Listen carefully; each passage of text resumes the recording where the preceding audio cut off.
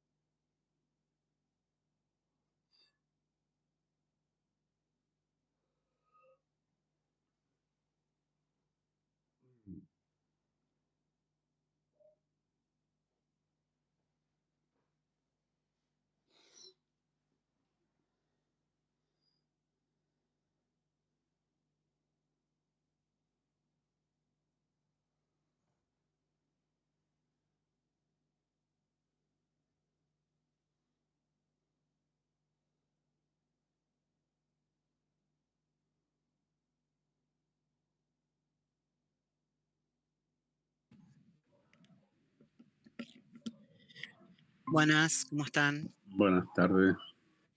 ¿Cómo va? Hola, buenas tardes.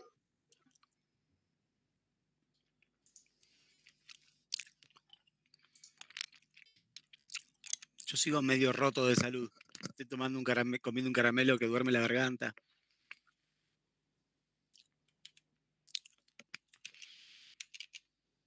Espero que sepan apreciar que estoy dando todo.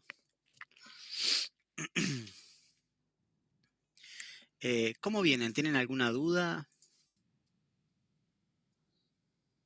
¿Quieren preguntarme alguna cosa?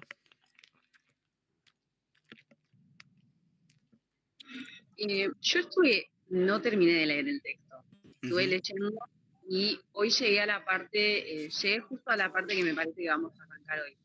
La clase pasada llegué medio tarde porque salí a trabajar y bueno, me conecté cuando llegué a mi casa. Llegué a la parte en la cual hay una parte en la cual empiezan a hablar como esto de universalizar el lenguaje de la ciencia, que lo que buscaba era universalizarlo. Y hay una parte en la cual hay una frase, no me marqué la página, pero dice algo como que lo que se buscaba, quizás esta idea cambia más adelante porque no terminé de leer el texto, era como que en el lenguaje se pueda traducir, o sea, como traducir las propiedades materiales, como, porque dice, la idea es que todas las premisas de la ciencia sean como traducidas A su un lenguaje material, ¿no? fisicalista. Eso era, sí, ahí está, no me salía la Bueno, palabra. ahora se los voy a contar un poco. El texto quizás es un poco más preciso y técnico de lo necesario, ¿sí? A mí, digamos, hoy les voy a hacer una especie de resumen de toda la temática y tiene algo de detalle histórico que quizás es demasiado el texto ese que les di, ¿sí? Para nuestros fines, pero lo que me interesa es tratar de entender un poco el contexto de discusión del empirismo lógico, porque va a ser interesante para más adelante, sobre todo, ¿sí? Digamos, el empirismo lógico es un movimiento como muy complejo y ver lo que pensaba cada uno de ellos es como demasiado. La idea es sencillamente ver un poco el contexto y cuáles eran los objetivos que tenían y los objetivos con los cuales surgió la filosofía de la ciencia, porque van a ver que es interesante, ¿sí? Para discutir algunas cuestiones del presente. Digamos, no estoy preocupado porque ustedes tengan una imagen de la historiografía de la filosofía de la ciencia tan puntual, sino que me interesa más usar el empirismo lógico para entender algunas cuestiones, ¿sí? Que ahora vamos a charlar. Eso en parte, digamos, ahora te voy a contar un poco cómo es esa historia del lenguaje fisicalista y eso y por qué querían hacer esas cosas. Les digo algo, me acaban de decir hace un rato que que hay una reunión como medio importante a la que no sé si puedo faltar el martes que viene. Estén atentos porque quizás lo que hago es volverla asincrónica esa clase, es decir, subir una clase que tengo grabada. ¿Está bien? Pero yo les aviso, digamos, les digo porque no estoy seguro si puedo faltar o no. Tampoco es un congreso, no lo puedo justificar. No sé, todavía no sé, me acabo de enterar. Entonces, estén atentos al campus, que yo les aviso cómo es esa clase. Porque de todos modos vamos a trabajar varios días con el tema de la próxima clase. Bien, hoy lo que quiero hacer es contarles un poco del contexto en el cual surgió este movimiento del empirismo lógico, que es en el contexto en el cual surge la filosofía de la ciencia como una actividad profesionalizada. ¿Sí? Un poquitito empezamos a verlo la clase pasada. Están viendo que comparto, ¿no? Y desde ya, de antemano, perdón por las toses que no logre apagar. Tengo un botón acá que lo aprieto y dejan de escucharme, pero a veces no alcanzo a ponerlo y toso en el micrófono.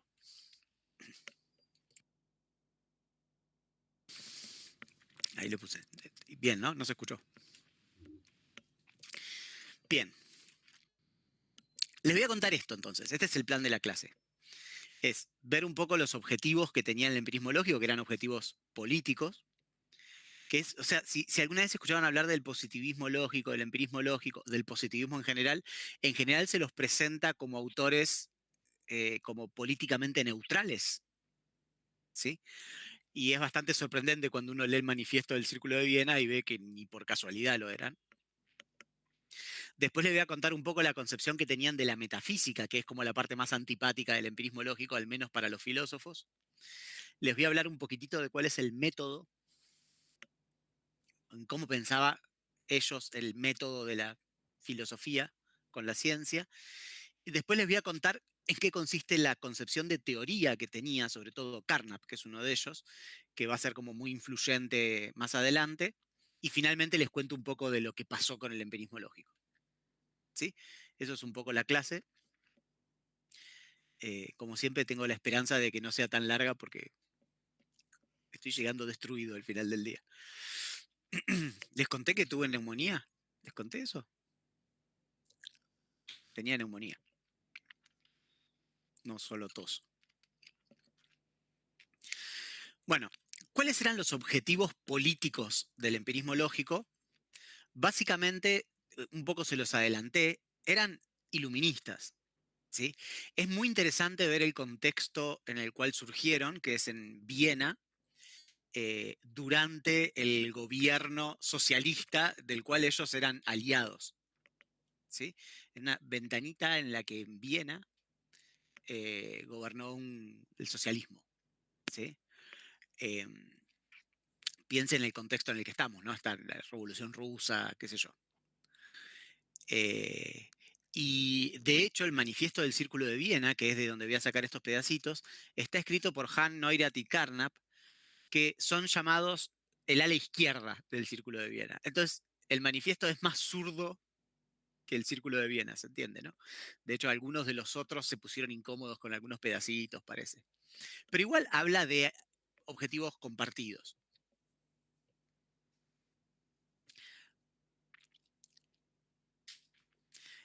Fíjense lo que dice respecto a ese tema, que es el de los objetivos políticos. Se reconoce un acuerdo notable en las cuestiones de vida, aun cuando estos asuntos no estuvieron en el primer plano de los temas discutidos dentro del círculo. O sea, ellos no discutían temas políticos, sino que discutían cuestiones de filosofía de la ciencia, pero los objetivos eran políticos. No obstante, esas actitudes tienen una afinidad más estrecha con la concepción científica del mundo, que es como ellos llamaban a su concepción, de lo que pudiera parecer a primera vista desde un punto de vista puramente teórico. Así muestran, por ejemplo, los esfuerzos hacia una nueva organización de las relaciones económicas y sociales, hacia la unión de la humanidad, eso es obviamente socialista, hacia la renovación de la escuela y la educación, una conexión interna con la concepción científica del mundo. Se muestra que estos esfuerzos son afirmados y vistos con simpatía por los miembros del círculo y por algunos también activamente promovidos. ¿Sí? De hecho, Neurath en particular, que era el sociólogo del equipo o el economista del equipo, fue ministro de Economía de la República de... ¿Cómo se llamaba? ¿Cómo se llamaba la República Socialista? Bueno, no me sale.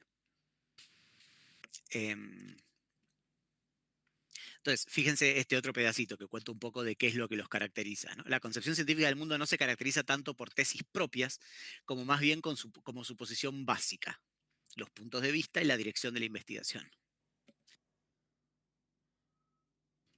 Y esto es acerca de lo que hablaba Candela. Como objetivo se propone la ciencia unificada. ¿Sí? La ciencia unificada. ¿Qué es la ciencia unificada para estos tipos? El esfuerzo es aunar y armonizar los logros de los investigadores individuales en los distintos ámbitos de la ciencia. De esa aspiración se sigue en el énfasis en el trabajo colectivo, de allí también la acentuación de lo aprensible intersubjetivamente, de allí surge la búsqueda de un sistema de fórmulas neutral, de un simbolismo liberado de la escoria de los lenguajes históricamente dados, y de allí también la búsqueda de un sistema total de conceptos. Se persiguen la limpieza y la claridad, rechazando las distancias oscuras y las profundidades inescrutables. Esto es como un resumen de esa actitud que tenían. ¿Sí? Pero fíjense, ¿no? La meta es la ciencia unificada. La ciencia unificada implica aunar todos los logros de todas las áreas de la ciencia, unificarlos. Para hacer eso se necesita trabajar colectivamente, no como suelen trabajar, como solían trabajar los filósofos que eran más individualistas, ¿no? Sino más parecido a como trabajan los científicos. Eso implica un lenguaje intersubjetivo. ¿sí? La idea de que te puedas comunicar. Y eso implica la creación de un lenguaje libre de metafísica basado en la lógica, ¿sí?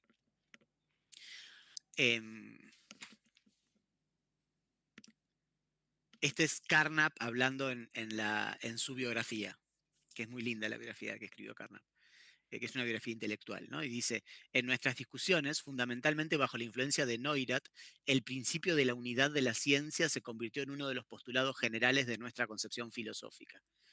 Este principio afirma que las diferentes ramas de la ciencia empírica están separadas solo por una razón práctica de división del trabajo, pero en lo básico son simplemente partes de una ciencia unificada global, ¿sí? ¿Qué significa esto? O sea, varias cosas. Primero, la unidad de método. Ellos piensan que hay un método científico, ¿no? Que es una tesis que hoy en general cayó en descrédito. Pero detrás de las ciencias naturales y de las ciencias sociales hay un único método. La clase que viene vamos a ver en qué consiste el método, que es el método hipotético deductivo, según los autores clásicos de la filosofía de la ciencia. Pero además es posible expresar toda la ciencia en un único lenguaje. ¿Sí? La idea de que hay que crear un lenguaje basado en la lógica, libre de las oscuridades del lenguaje natural. ¿Se acuerdan de la clase pasada que hablábamos del análisis lógico, etcétera, ¿no? Digamos, de los problemas que traía el lenguaje natural? Está fuertemente basada en el Esperanto. ¿Saben lo que es el Esperanto?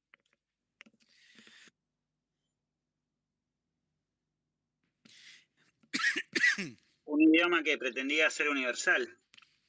Que, o sea, con fines socialistas también. Claro. ¿Sí? Es básicamente la idea de esta idea socialista de que el mundo sea un solo país, ¿no? Pero para eso necesitas una lengua común. Y no puede ser ninguna de las lenguas que existen, básicamente porque eso le daría un privilegio al hablante de esa lengua, al hablante natural de esa lengua, ¿se entiende? Tema re importante, digamos, hay la injusticia epistémica más grande en la ciencia es no hablar la lengua franca como primera lengua. O sea, no hablar inglés. Ser hablantes malos en inglés. ¿Sí? Ese es el nivel de injusticia epistémica que hay entre, o sea, la desigualdad que hay entre un hablante natural del inglés y cualquiera de nosotros es abismal, o sea, es muy importante. O sea, era una cuestión muy importante el del Esperanto.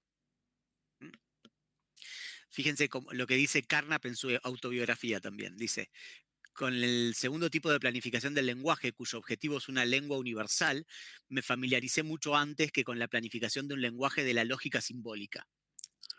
Cuando contaba 14 años, encontré por casualidad un pequeño opúsculo llamado The World Language of Esperanto, e inmediatamente me fascinó la regularidad y la ingeniosa construcción de este lenguaje, que me apresuré a aprender. Eso era un chico de 14 años. Cuando unos años después acudí a un congreso internacional sobre el Esperanto, me pareció casi un milagro ver lo fácil que me resultaba seguir las conversaciones y las discusiones en grandes reuniones públicas, y después el mantener conversaciones privadas con personas procedentes de países muy diversos, mientras que era incapaz de mantener conversaciones en las lenguas que estudié durante años en la escuela.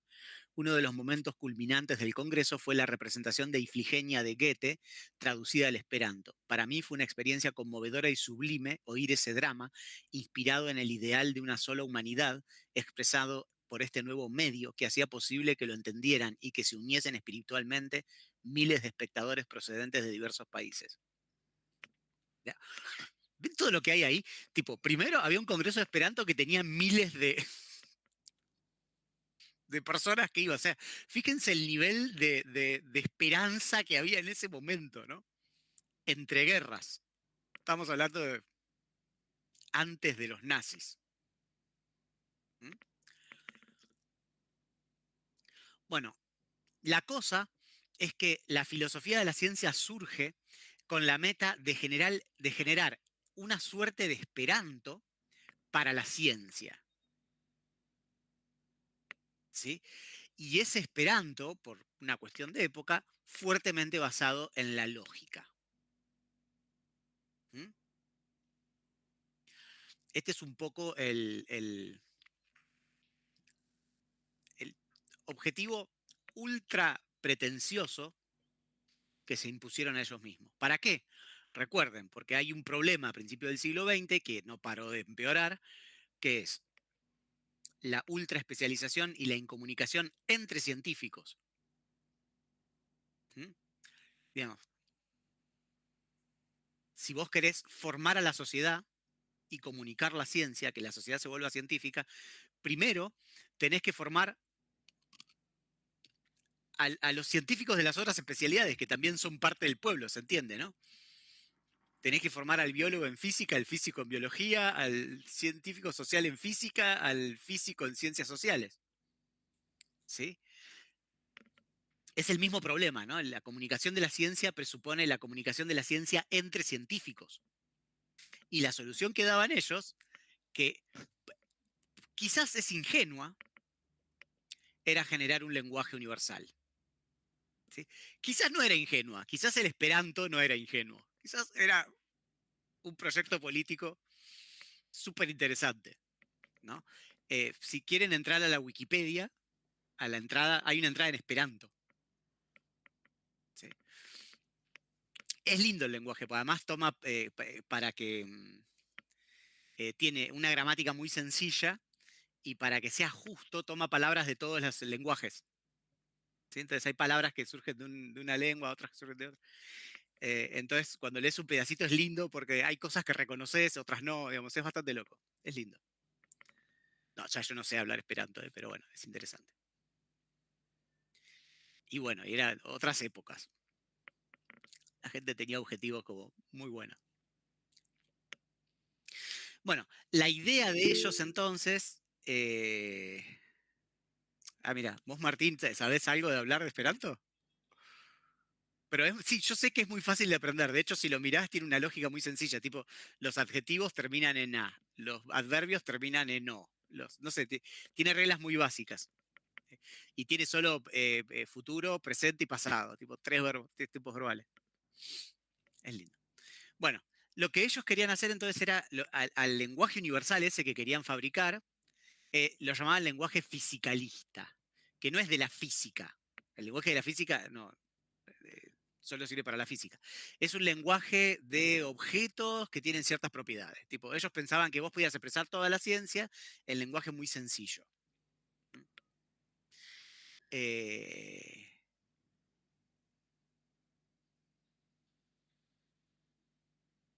¿No? O sea, básicamente pensaban que toda la ciencia se podía expresar, en un principio, pensaban que toda la ciencia se podía expresar en enunciados en los que se predicaban de ciertos espacios, zona espacio-temporal, cierto predicado. ¿Sí? Parte del empirismo es esa idea, ¿no? La idea de que vos podés expresar todo de la ciencia en conceptos sencillos. Como detalle curioso, el lenguaje isotópico, para que vean, digo, el nivel de hasta dónde llegaban las preocupaciones de ellos, el lenguaje isotópico es el lenguaje de la señalética de tránsito. ¿Sí? ¿Y quiénes fabricaron ese lenguaje? ¿De dónde salió? De Viena. Y no sé si lo alcanzan a leer, una de las personas que lo desarrolló fue Neurath, uno de los empiristas lógicos. ¿Sí? Para que vean que pasaban cosas en ese periodo, ¿no? Que digo, los filósofos de la ciencia estaban haciendo cosas. Bien. Parte de la idea de que vos podés expresar todo en un lenguaje muy sencillo, toda la ciencia, tiene que ver, como yo les había contado un poco de más, con la eliminación de la metafísica. La eliminación de la metafísica implica pelearse con formas de hacer filosofía, que están en la vereda enfrente de sus objetivos políticos, pero también con la depuración de la metafísica que está en la ciencia. ¿Sí? ¿En qué consiste esta actitud antimetafísica? Es la razón por la que son muy antipáticos. En las carreras de filosofía todos lo odian al eprimológico por su posición antimetafísica, que se la considera antifilosófica. ¿sí? Que en algún sentido lo era. Primero, la idea de que no hay enigmas insolubles. ¿Sí? Hay una idea de la filosofía que no sé si la habrán escuchado alguna vez, que es que los problemas de la filosofía no se pueden solucionar. ¿Sí? Y que toda la filosofía es una nota al pie de Platón, ¿no? Que Platón dijo todo lo que había que hacer, todo lo que había en filosofía y que no se hace más que girar alrededor de esos problemas. Bueno, eso es básicamente lo que ellos detestan. ¿Sí? No existe un enigma insoluble. Si no es soluble, no es un enigma. ¿Sí? No hay problemas que no se pueden resolver. ¿Por qué? O porque son problemas empíricos, son problemas que va a resolver el científico, no el filósofo, o porque, después del análisis lógico, se disuelven como pseudo problemas. Siguiendo, ¿se acuerdan? El rey pelado de Francia y esas cosas que veíamos la vez pasada. Y, como decía Wittgenstein, ¿cuál es la tarea del filósofo? Es clarificar problemas y enunciados, no plantear problemas propios. No existen los problemas filosóficos propios. Esto es súper antipático, ¿no? Para cualquier filósofo. Y además es súper discutible. Pero bueno, era el enfoque que tenían. El método es el análisis lógico, que según ellos es lo que los distingue de los positivismos y empirismos anteriores. Como ejemplo de metafísica, dicen estas dos frases, una que son simpáticas. Una es, no hay un Dios. Fíjense que no dice, hay un Dios. ¿Sí? Como ejemplo de enunciado metafísico ponen el enunciado ateo, que es igual de metafísico que el creyente, según ellos, y ponen hay una entelequia como principio rector de los organismos vivos, que es el vitalismo, que en principio del siglo XX estaba como volviéndose poderoso en la biología, ¿sí? Y que giraron algunas peleas alrededor. La idea es que cuando vos tomás enunciados como estos, si no los podés reducir a la experiencia de algún modo, ya que no son analíticos, son metafísicos, si se los piensa como expresando un estado de cosas. Según ellos, tienen significado emotivo, como mucho, pero no tienen significado cognoscitivo. ¿Qué quiere decir emotivo? Que expresan un sentimiento respecto al mundo, pero no expresan un hecho, no son verdaderos o falsos. Y la idea es que la metafísica es un enunciado que tiene significado emotivo, pero se lo presenta como si tuviese significado cognoscitivo, como si fuese conocimiento. ¿Se entiende? Eso es la metafísica. Es presentar como un enunciado fáctico algo que en realidad no es, con suerte es poesía. Carnap está como súper enojado con muchas posiciones filosóficas del momento, entonces siempre tiene algo de malicia, ¿no? Y los llama poetas sin talento o músicos sin oído musical. Y su ejemplo favorito son frases de Heidegger, como la nada nadea. ¿Por qué? Y bueno, Carnap era socialista y Heidegger era nazi. ¿Sí? Digamos, hay una grieta política que es, o sea, las de ahora son una risa al lado de la grieta de ese momento. ¿No? Había nazis en el mundo. Bueno, y se mezclan, ¿no? Las cuestiones políticas y las... Entonces, están las oraciones que expresan una proposición y que pueden ser verdaderas o falsas, que tienen significado cognoscitivo, y las oraciones que no expresan una proposición, que no tienen significado cognoscitivo, pero tienen significado emotivo, según ellos. O sea, lo único, o sea, está el significado cognoscitivo y el emotivo, no hay otro para ellos, ¿sí? El emotivo es una bolsa de gatos, como vamos a ver. No toda oración que no tiene significado cognoscitivo es metafísica. Solamente es metafísica si vos la presentás como simulando tenerlo. ¿Siguen? O sea, hay una impostura detrás del metafísico. Y por eso se las llama pseudoproposiciones. ¿Sí? Porque parecen hablar del mundo, pero en realidad no hablan acerca del mundo. Entonces, para ordenar, fíjense, no sé si se acuerdan de Hume, ¿sí? Hume decía, hay dos tipos de juicios, los juicios de relaciones entre ideas y los juicios de cuestiones de hechos. ¿Sí? Este pedacito es un poco Hume, pero hay una diferencia. Hume hablaba de ideas, que eran entidades psicológicas que tenías en la mente. Y los juicios eran enlaces mentales entre ideas. ¿Siguen? Estaba haciendo psicología, Hume. Estamos en el giro lingüístico. El giro lingüístico que se da por esa época, ¿no? Por principios del siglo XX, es que todo el mundo empieza a pensar acerca del lenguaje, ¿sí? En distintas ramas de la filosofía y de la ciencia. Y ellos son parte del giro lingüístico, y por eso hablan del significado, ¿sí? Porque ellos hablan del lenguaje de la ciencia. ¿Sí? Es todo un análisis lingüístico el que hacen. Entonces, hay dos tipos de significado. El cognoscitivo, que es el de los enunciados que pueden ser verdaderos o falsos de las proposiciones, y el significado emotivo.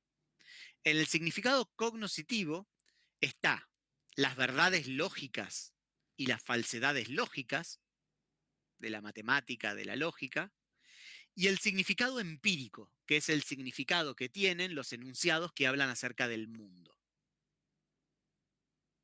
¿Sí? Tienen significado empírico las leyes científicas, por ejemplo. ¿Sí? Ahora les hablo de qué son los juicios instrumentales de valor. Y después está el significado emotivo. El significado emotivo no expresa verdades, sino que expresan un sentimiento acerca del mundo. ¿Sí? ¿Y qué cosas hay entre las cosas que tienen significado emotivo que no son metafísicos? El arte, por supuesto, pero también los juicios de valor absoluto. ¿Qué son los juicios de valor absoluto? Por ejemplo, decir, matar está mal, o la sociedad tiene que ser igualitaria, ¿sí? O tenemos que buscar el progreso de la sociedad formando científicamente al ciudadano. Esos juicios no son verdaderos o falsos para ellos. Tienen significado emotivo. ¿Sí? El manifiesto del Círculo de Viena, que dice cuáles son los objetivos políticos del Círculo de Viena, tiene solo significado emotivo. Por eso nunca argumentan a favor del manifiesto, solamente dicen, estos son nuestros objetivos. ¿Sí? ¿Y qué es la metafísica? Son juicios que con suerte tienen significado emotivo, que se presentan como si fuesen proposiciones, como si fuesen verdaderos o falsos. ¿Sí? Entonces, se pelean con Heidegger, porque Heidegger dice la nada nadea como si fuese verdadero, y Carnap dice, tendrían que hacer como Nietzsche. Nietzsche nunca dice que lo suyo es conocimiento. ¿Sí? Digamos, esa idea. Bueno, por supuesto, usar la palabra metafísica para describir esto es mala onda con un montón de gente que dice que hace metafísica y que eso es el mejor de los conocimientos. ¿Se entiende, no? Están peleando con filósofos. ¿Sí? Lo cual no quiere decir que eso que ellos llaman metafísica no sea interesante de detectar. ¿Sí? Cuando alguien presenta como fáctico algo que no es un enunciado fáctico, es interesante. ¿Sí? Pero bueno. Entonces, están los juicios de valor absoluto. Esto se los cuento porque después vamos a tener una clase sobre valores en ciencia, influencia de valores en ciencia, y es importante. Los juicios de valor absoluto entonces dicen cosas como es deseable una sociedad igualitaria. Y están los juicios de valor instrumentales. Los juicios de valor instrumentales sí tienen significado empírico. ¿Sí? Porque ¿qué dicen? Si querés una sociedad más igualitaria, entonces poné impuestos progresivos. Ponele. ¿Se entiende? Eso sí tiene significado empírico. ¿Qué quiere decir que tiene significado empírico? Que yo puedo averiguar si esos juicios son adecuados o no haciendo experimentos, observaciones científicas. ¿Sí? ¿A qué se dedicaron ellos durante todo el empirismo lógico? Básicamente a entender el significado empírico. Del significado emotivo no hablaron mucho. Por eso digo, en definitiva es como una bolsa de gatos eso, ¿no? Porque está el arte y está la ética metida ahí adentro. Y la política. ¿Sí? Digamos, básicamente ellos se dedicaron a entender el significado empírico, ¿sí? El significado de los enunciados fácticos de la ciencia, cómo es, de dónde sale. Bien. Otra cuestión, ya vamos a seguir hablando del significado empírico, ¿sí? Porque es básicamente la gracia es entender eso. Una cuestión interesante es que en un momento dicen, ¿y si la metafísica es tan fea? ¿Por qué todo el tiempo se cae en la metafísica? ¿Sí? Y, digamos, acá dicen, hay dos tipos de explicaciones de esto. Unas son lógicas. Hay una explicación lógica que es, bueno, el lenguaje de los científicos, el lenguaje que usamos es el natural, el lenguaje natural es un desastre. Entonces te trabas en un montón de cuestiones que no son más que embrollos del lenguaje. ¿Sí? Eso es lo que ya habíamos visto la vez pasada, ¿se acuerdan? La otra es la idea de que vos podés conocer el mundo solo pensando. ¿Sí? Digamos, la idea racionalista de que vos podés conocer algo del mundo sentado en tu sillón pensando. Y después dice que hay razones empíricas, y esto es interesante, porque mencionan la posibilidad de apelar a la psicología, mencionan particularmente al psicoanálisis freudiano, pero no explican cómo. No explican cómo el psicoanálisis podría explicar que caigas en la metafísica. No lo explican. Quizás el tipo de explicación es esta de Freud de por qué se cree en Dios. ¿Vieron? Que no me la acuerdo. Tipo, se te muere el padre y entonces pones a tu padre en Dios, no me acuerdo. Perdón, hay una explicación más sofisticada que le acabo de arruinar. ¿Alguien sabe? ¿Alguien sabe algo de psicoanálisis? Bueno, pero es más interesante la otra. Además a ustedes les va a interesar más la otra. Dice, y hay explicaciones sociológicas. ¿Y qué dicen de explicación sociológica?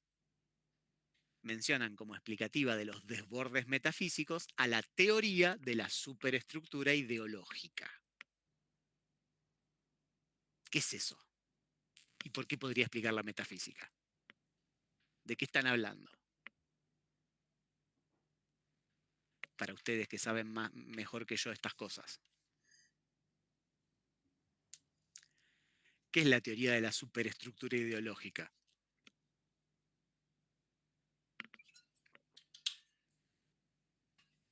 ¿Nadie se atreve?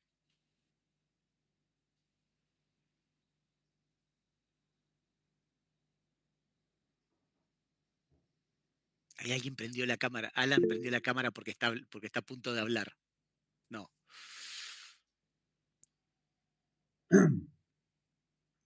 Perdón, voy a poner el chat que alguien está hablando. Ah, perdón, mira, había otro comentario de Gonzalo que no había visto de hace un rato. No, ¿por qué la metafísica se podría conectar de algún modo con la superestructura ideológica? Es recontramarxista lo que están diciendo. ¿Sí? Básicamente están diciendo que la metafísica entra dentro de la superestructura ideológica en el sentido del mito de control social. ¿No? Algo por el estilo. Vieron que ideología se dice de muchas maneras, pero, o sea, significa muchas cosas diferentes. Pero la idea es que, en definitiva, es superestructura que justifica las desigualdades estructurales. ¿Sí?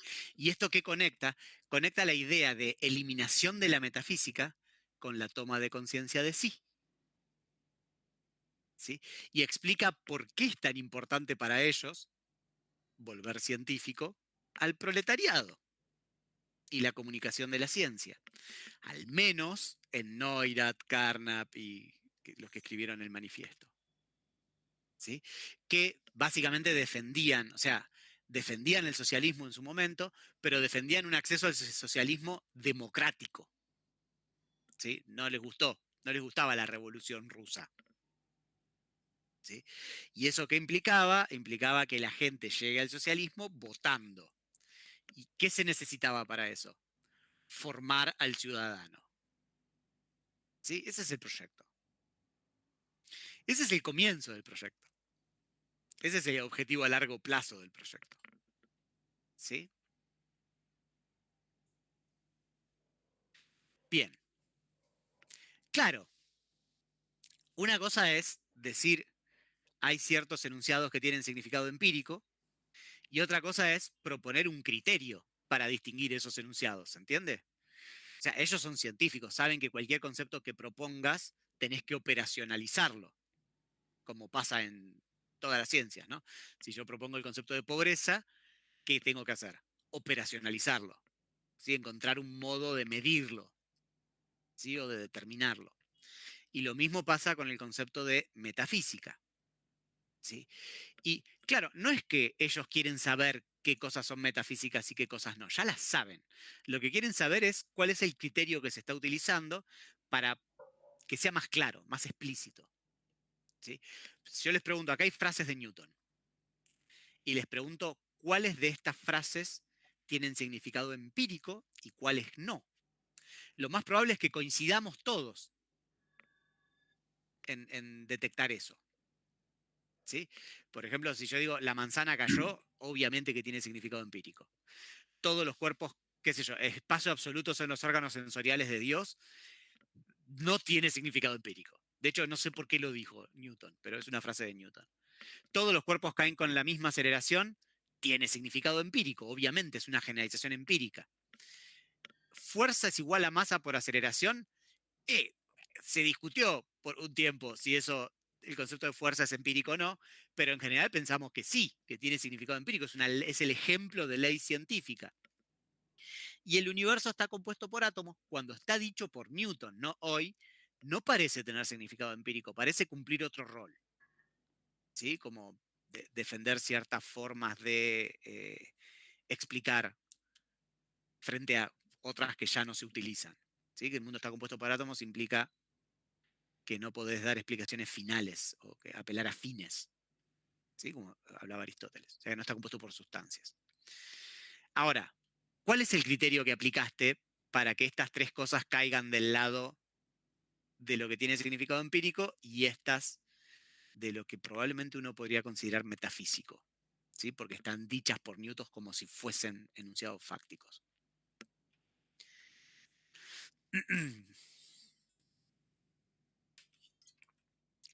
Bien, ya volvemos sobre eso.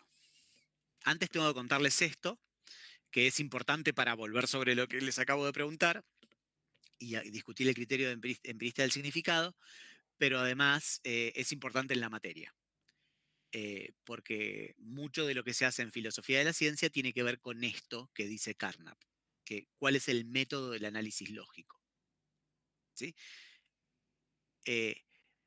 Carnap propone el concepto de elucidación conceptual, o sea, de elucidar conceptos o reconstruir teorías para hablar de lo que tiene que hacer el filósofo con la ciencia, con el lenguaje de la ciencia. ¿Sí? La palabra en inglés que utiliza Carnap es explication. Que vieron que explication no quiere decir explicación. Explicación se dice explanation en inglés. Entonces, este término está como libre para usarlo, es como la raíz latina, ¿no? El concepto latino. Nosotros solamente tenemos explicación, no tenemos otro, entonces tuvimos que usar otro para traducirlo y generalmente se lo traduce como elucidación. ¿Sí?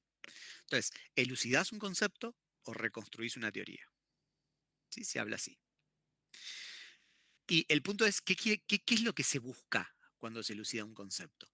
Y lo primero que hay que decir es, ¿qué es lo que no se busca? ¿Sí? No se busca definir el concepto.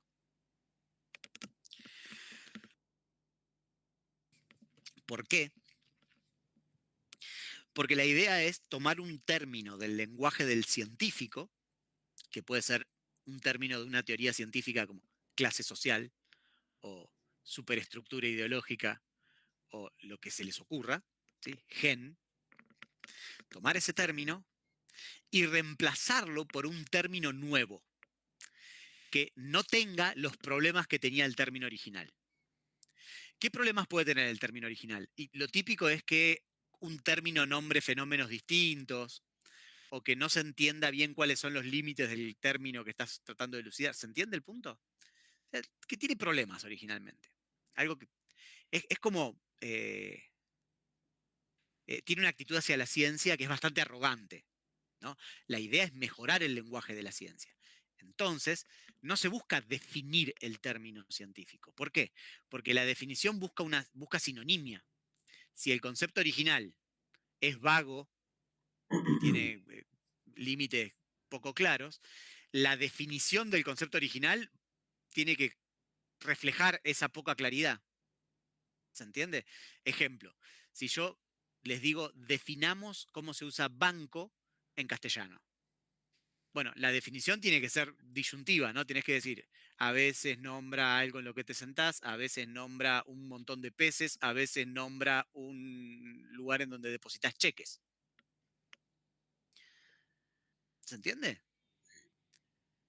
Y no queremos eso. Justamente lo que queremos es no dejar un término para tres conceptos. Cosa que pasa a veces en la ciencia también. El ejemplo que puse no es científico, pero pasa también. Lo que querés es reemplazar los conceptos confusos por conceptos poco confusos, ¿no? Entonces no es una definición. Y tampoco es una explicación. ¿Por qué? Porque el que explica es el científico. El científico explica, subsumiendo bajo leyes. Ya vamos a hablar más adelante de qué significa explicar para ellos. Entonces, vos lo que querés hacer es tomar un concepto original y reemplazarlo por conceptos más claros. ¿Sí? Eso puede, no es que está bien o mal, no es que es correcto o incorrecto, sino que hay elucidaciones mejores o peores. Es una cuestión de grado. ¿Sí? ¿Y de qué depende que algo sea una buena elucidación? Primero, el primer criterio, dice Carnap, es la similaridad. ¿Qué quiere decir eso? Que cuando vos tomás un concepto del lenguaje científico o cotidiano, lo que sea que quieras elucidar, hay casos en donde el concepto sabés que se aplica y casos en que sabés que no se aplica, indiscutiblemente. Y después hay casos grises. Bueno, la similaridad es que vos tenés que respetar los casos en donde el concepto sabés que se aplica. Les pongo un ejemplo. Supongamos que quiero elucidar el concepto de pescado, tal como se usa en castellano, que es un concepto súper confuso. Si yo les pregunto qué significa pescado, me van a decir cosas distintas. ¿Sí? Va a haber algunos que me van a decir que es un pez muerto y va a haber otros que me van a decir que es un pez que lo pescaron. Perdón, ¿por qué digo que me van a decir esto? Porque lo pregunté 1000 veces en miles de cursos y esas son las dos hipótesis principales. ¿Sí? Las dos son bastante malas, les voy a decir. Porque es raro pensar que un pez se muere y se transforma en pescado, ¿no? Tipo, pez que va nadando, se muere un infarto y es un pescado, un pez flotando en el agua. Raro. Y la idea de que un pescado es un pez que lo pescaron es rara también, ¿no? Lo pescás, lo soltás y ya es un pescado. Es raro. Lo más probable es que tenga que ver con un pez que está, cuyo destino es que te lo comas, y un pez cuyo destino no es que te lo comas, o algo así, ¿sí? Como la distinción entre carne en inglés, ¿cómo es? Flesh, que es la carne puesta en la piel, y la carne que te comes, ¿cómo se dice? Meat. Meat, gracias. El pez fuera del agua tampoco, ¿no? Que vas a sacás un pez del agua y se transforma en pescado, es raro. Bueno, no importa. Cuando vos elucidás el concepto de pescado, lo que tenés que hacer es reemplazarlo por uno que respete los casos claros. O sea, la merluza que compras en el disco, la merluza empanada, es pescado. ¿Sí? Y el pez que está nadando en el mar no es un pescado. ¿Sí? Y después, como el concepto es más exacto el que estás proponiendo, la idea es legislar los casos confusos, como el pez que se acaba de morir de un infarto. ¿Se entiende? Esa es la idea. Entonces, tenés que respetar la similaridad del concepto. Tiene que parecerse el concepto, si no, cualquier cosa. Tiene que ser lo más exacto posible. ¿Sí? Que, o sea, a diferencia del concepto original, sus reglas de uso tienen que estar explicitadas, tienen que estar explícitas, ¿no? A veces puede ser que lo definas el concepto, pero a veces no. ¿Sí? tiene que ser fértil. ¿Qué quiere decir eso? Que tiene que ser útil la elucidación. O sea, las elucidaciones no son todas equivalentes, depende del uso que le vayas a dar, depende cuáles sean los objetivos. Por ejemplo, si vos querés elucidar porque querés enseñar, es distinto a si querés elucidar porque querés afectar la práctica científica. Son muy distintas esas elucidaciones, ¿se entiende, no? Si vos estás pensando en enseñar para un secundario, para una universidad, o si querés afectar la práctica misma científica, el tipo de elucidaciones va a ser completamente diferente. ¿Sí? Después, simplicidad, obvio. Frente a distintas opciones te queda con la más simple, siempre. Y algo que no está explicitado, pero que yo voy a usar mucho, o sea, no lo dice Carnap, esto está sacado de Carnap, pero este no está explicitado, hay una especie de regla en el empirismo, que es que nunca elucides conceptos apelando a conceptos más oscuros. ¿Sí? Por ejemplo, ¿querés elucidar cómo usan los científicos la palabra explicación? No apeles a la causalidad, que es más oscura que la explicación. Para un empirista, ¿sí? Vamos a ver que hay gente que piensa que sí hay. ¿Se entiende? ¿Para qué les cuento esto? Sí, por supuesto, Hegel es el ejemplo de metafísico para el... Perdón, saben que estoy charlando con el chat, ¿no? Hegel es como Heidegger, es el ejemplo del metafísico. ¿Sí? De hecho, Neurath, que era, como decía yo, era marxista, decía que el problema de Marx es que había apelado a la lógica de Hegel. Y entonces Marx era ilegible. No sé si trataron de leer Marx, tenía un punto Neurath. Y que lo que había que hacer era reescribir Marx con la lógica nueva, ¿sí? Para que sea comprensible. Pero nunca lo hicieron. De hecho, me gustaría una exposición clara de Marx. Si alguien sabe de una, me cuenta. Sí, Guillermo. Perdón, ¿no hay una cuestión vinculada al historicismo y a la elucidación del lenguaje o a la simplificación del lenguaje? Es decir, un poco retomando alguna cosa que vimos antes, Sí. tratar de que algún filósofo o que algún científico utilice un lenguaje más simple, mirando hacia atrás cuando quizás los conceptos no estaban tan desarrollados, no sería pretender demasiado, pretender una especie de cronocentrismo un poco... ¿De qué? ¿Qué sería cronocentrismo? Pensar que las categorías del presente son las únicas válidas. Así como el etnocentrismo es pensar que nuestros valores culturales son los válidos, el cronocentrismo implica que nuestro mundo en el que vivimos es el único válido por encima de los anteriores. Es decir, si el lenguaje actual es más claro que el lenguaje oscuro que había en épocas anteriores, cuando los conceptos estaban menos desarrollados y se hablaba con palabras que recién existían, o había que inventar palabras para explicar cosas que recién se estaban descubriendo, ¿no hay como una mirada un poco ahistórica de eso? O sea, es una buena pregunta que apunta hacia cosas que van a pasar después en el siglo XX. ¿Sí? El enfoque de los empiristas lógicos tiene varias características que son discutibles, ¿sí? Desde el presente. Una es pensar que el único conocimiento es el conocimiento científico. ¿Sí? Ese positivismo hoy es muy discutido porque quizás hay conocimiento en otros lugares. ¿Sí? Saben que la experticia del científico frente al conocimiento que tiene el tipo que vive en una tribu, qué sé yo, es algo como muy discutido, muy complejo. No es que es un tema sencillo, ¿no? Digamos, es súper complejo. Otra es el ahistoricismo de algunos de los empiristas lógicos, como Carnap, es muy fuerte. De hecho, ahí se enfrenta con Neurath, que como es marxista, tiende a pensar en la historia de manera marxista. ¿Sí? Vamos a ver qué pasa con eso cuando emerja el historicismo de Kuhn a mediados del siglo XX. ¿Sí? ¿Y cuál va a ser la reacción del empirismo lógico? Que es curioso, pero no voy a spoilear. ¿Sí? Que es curiosa la reacción, es como un poco sorprendente. Y lo otro es la idea de un lenguaje, un esperanto, un lenguaje universal, es una forma de progresismo que me hiciste pensar en eso, Guillermo, ¿no? Eras el que estaba hablando. Que hoy Sí. es un poco puesta en duda. Piensen en esto, hay un ejemplo que es muy lindo para mí, que es la actitud frente a las razas, ¿no? De mediados del siglo XX, que era como pensar que no existían las razas, ¿sí? Y que había que borrar toda diferencia. Y que en el futuro no iba a haber razas, porque la idea es que se mezclen todos, qué sé yo qué.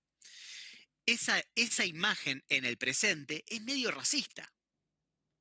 Porque ahora hay una especie de vuelta a la idea de que vos tenés que respetar los valores culturales de las diferentes razas. ¿Me siguen? Porque es así, ¿no? La política es como va, viene, ¿no? Y lo que hoy es progre, después se vuelve conservador, qué sé yo. Es medio complicado. La idea socialista de que no tiene que haber naciones es un poco, la podés pensar como un poco imperialista, ¿no? Aunque tenían la idea, ¿no?, de tener un esperanto y que no haya una lengua. Bueno, pero es imperialista, ¿no? Hay un conocimiento que es el que más vale, que es el científico. ¿Sí? ¿Qué quiere decir esto? ¿Que ahora tenemos una posición clara al respecto? No, ni por casualidad, es un bardo. Digo, de hecho, hoy en el presente no hay nadie que esté libre de culpa al respecto, ¿no? Digamos, tenemos esas contradicciones súper metidas adentro. ¿Sí? Porque en general seguimos pensando que la ciencia es un... O sea, cuando pensás en terraplanistas, pensás que la ciencia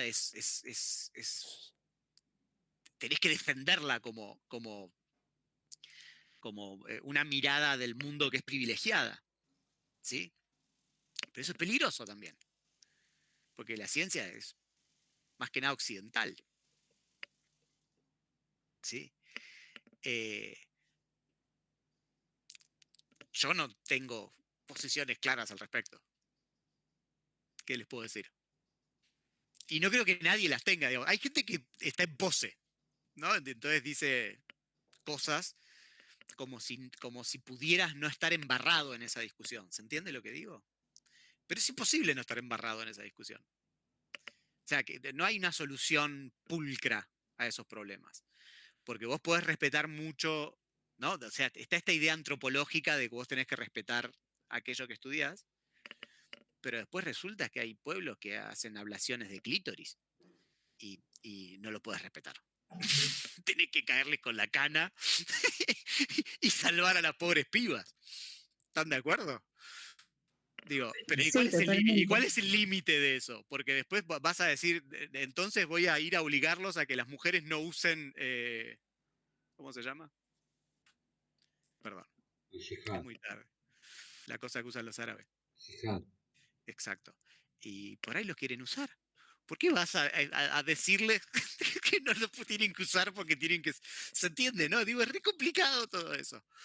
Pero ya lo saben esto, perdón, no estoy diciéndolo, ¿no? Lo que digo es que hay contradicciones interesantes en ese socialismo que no era nacionalista, ¿no? Que a mí me simpatiza, digamos, yo cuando lo leo me simpatiza, pero me doy cuenta que hay problemas con eso, ¿no? ¿Qué sé yo? Es lo que, para mí siempre es interesante volcarse a ver lo que pasaba en un momento histórico previo para recordar que nuestro momento histórico es también igual de enquilombado, ¿no? Y para acordarte de que no estás fuera del barro, porque no hay nada más peligroso que vos pienses que todo el mundo está equivocado, pero que vos no. No hay nada más peligroso que eso, ¿sí? Y que los racistas y los machistas son los otros, ¿sí? Eso tiene dos posibles explicaciones. O que sos muy liberal a la hora de juzgarte a vos mismo y te creás principios a tu medida, ¿se entiende, no? Tipo principios éticos a tu medida, o que aplicás los principios éticos que decís que sostenés de manera más débil a vos mismo que al resto, ¿no? Y eso es un poco el problema que hay detrás de la política cancelatoria, ¿no? Pensar que uno está parado en un banco por fuera ¿no? del error. ¿Sí? Para mí eso es como súper interesante en el momento. Habiendo dicho esto, las políticas cancelatorias son importantes porque básicamente hay muchos derechos que se lograron cancelando. ¿Sí? Pero bueno, qué sé yo, es todo un lío. todo un lío y, digamos, y cuando uno mira hacia el pasado y ve a esos autores, no hay nada más, digo, es muy peligroso cancelar autores del pasado. Es como, además de ser, es medio torpe, ¿no? Porque estás juzgando a la gente del pasado con tus propios estándares, te olvidás que vos tampoco deberías cumplir con tus propios estándares. Si vos tenés estándares acerca del racismo exigentes, lo más probable es que vos seas racista. ¿Se entiende el punto? Sí, Si pero ahí no hay, tus estándares no sos racista, por ahí tenés estándares medio flojos. ahí no hay como una especie, puede haber una falsa dicotomía en la que uno termina de decir, bueno, el punto medio es ni Ku Klux Klan ni negros. Bueno, no sé, implica que es difícil no ser racista. Implica que no ser racista no es solamente, es algo acerca que lo vamos a ver muy claro cuando lleguemos a Kuhn, pero ser racista no es creer que las otras razas son, no sé, no está a nivel creencia, está a nivel cómo uno se comporta con el mundo. ¿Qué quiere decir esto? ¿A qué le tenés miedo? ¿A qué no le tenés miedo? ¿En quién confías? ¿En quién no confías? ¿Quién te gusta? ¿Y quién no te gusta? ¿Sí? Y no me digo, o sea, perdón, mi gusto estético está moldeado por Hollywood. Yo soy un imbécil. Yo digo, me gusta esta chica y eso está permeado por toda la basura de cine que vi en toda mi vida. ¿Sí? Pretender que yo vaya a modificar eso, no lo voy a poder modificar. Me voy a morir, por suerte, y voy a ser reemplazado por gente mejor. ¿Sí? Y eso es lo que uno tiene que hacer. No pensar que uno está por fuera de esos. De esas. ¿Me entienden lo que digo o no? Tenés que ser exigente con esos criterios. Por eso eso de andar cancelando es medio peligroso. ¿Sí? Pensar, yo soy de los buenos, los otros son los malos. Es cierto que los malos se están esforzando por ser malos. Tipo, en los últimos días te hacen, ¿no? Cuando tiran gas pimienta a una pobre nenita, de golpe te sentís del lado de los buenos. A veces la dejan bastante fácil, digamos, la mano, ¿no? Pero bueno, hay una cosa que uno no tiene que hacer, que es juzgar al otro por el peor de los casos. Porque eso también te lo hacen a vos. ¿Se entiende, no? Digamos, vos no tenés que pensar que la derecha es un tipo tirándole gas pimienta a una nena, del mismo modo que la derecha no tiene que pensar que la izquierda es un ñoqui del Estado que trabaja para el Estado y no labura. Bueno, ojalá el peor de los ejemplos de la derecha fuese un cara tirándole gas pimienta a una nenita. Hay cosas muchísimo peores. Es malo igual eso, ¿eh? No, por supuesto que es malo, pero... Yo quedé muy impresionado, bueno, pero sí. Hay gente que bombardea. O sea, imagínate que también tiraban gente a aviones. Digo, reivindicar eso es malo. Hay gente, hay gente que toma la decisión de bombardear un país. Pero sí. Pero nada, qué sé yo. Para mí es importante cuando uno mira hacia el pasado, ¿no? Digamos, no hay que cancelar, hay que respetar. ¿No? Hay que respetar a todos estos autores, a toda esta gente. Hay que respetarlo a Heidegger. Digamos, yo ahora estoy bardeando a Heidegger porque estoy contándoles el empirismo lógico, pero yo tengo un montón de amigos súper inteligentes, o sea, más inteligentes que yo por lejos, que trabajan Heidegger y encuentran cosas interesantes. No les voy a mentir. Yo, cuando leí Heidegger, no entendí nada. Nada entendí. Repetí algo en un final que no entendía lo que estaba hablando y mi experiencia fue como medio de la que tiene Carnap, de Heidegger y de Hegel, ¿no? ¿Qué sé yo? Que quizás son talantes, no sé. Pero hay mucha gente que lee Hegel y es súper inteligente y dice cosas súper interesantes y hay que respetarlo. ¿Sí? Hay que respetar a todos, no hay que pensar, estos son buenos, estos son malos. ¿Sí? El empirismo lógico son los malos y la escuela de Frankfurt es la buena, ni lo contrario. Sí, era toda gente súper inteligente de la que uno puede aprender un montón. ¿Sí? Bueno, perdón, eso fue, no me acuerdo por qué dimos esta vuelta, por la pregunta de alguien, no me acuerdo. Bueno, pero para que se entienda lo que es una elucidación. ¿Por qué es importante esto? Porque en filosofía de las ciencias se hace mucho esto, se sigue haciendo.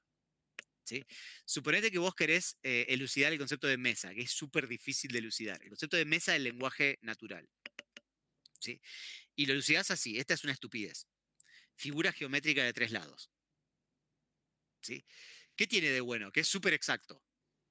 ¿Están de acuerdo? Y que es súper simple. ¿Qué tiene de malo? Que no tiene nada que ver con el concepto original. O sea, no cumplís con la similitud y además no sirve para nada, no es fértil. ¿Me siguen, no? Vamos a poner uno que se arrime. Objeto con 4 patas. Es un poco más similar, ¿están de acuerdo, no? Exacto. Bueno, yo acá puse que es exacto, pero quizás hereda la vaguedad del concepto de pata, que tampoco es muy claro. Pero bueno, supongamos que es exacto y que es simple. También le va mal con la similaridad. ¿Por qué? Por defecto y por exceso. ¿Qué quiere decir esto? Y esto es importante que lo vean porque después va a volver muchas veces en la materia. También porque, perdón, ¿no? Porque hay mesas que no tienen 4 patas. Exacto. Perdés mesas que vos estás seguro que son mesas, las mesas de una pata, ¿sí? Y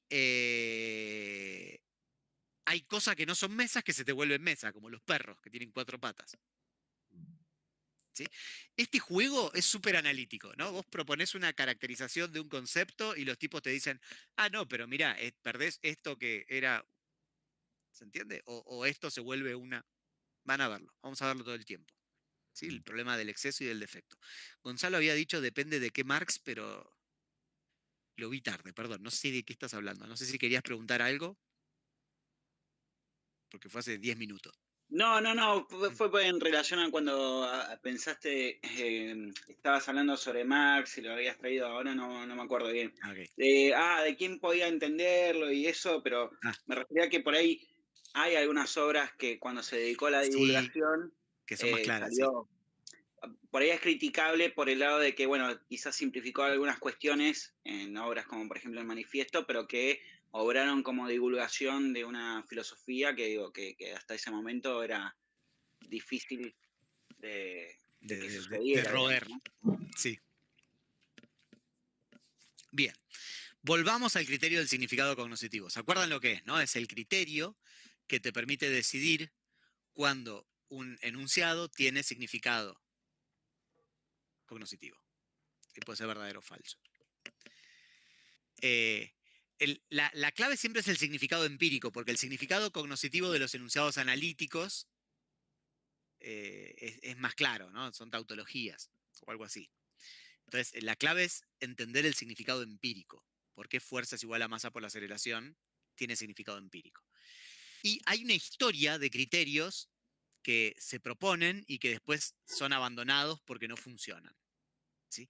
El primero de ellos no está en el empirismo lógico, es más de Wittgenstein, es la idea de que solamente tiene significado empírico un enunciado que podés verificar en sentido técnico, que quiere decir mostrar que es verdadero a partir de la experiencia de manera concluyente. ¿Sí? ¿Por qué este es un mal criterio del significado empírico? ¿Qué dirían?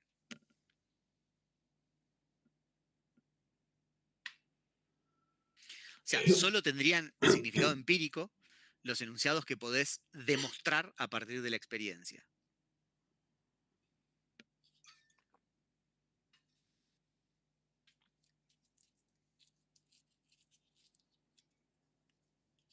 ¿Les parece que está bueno, que está malo?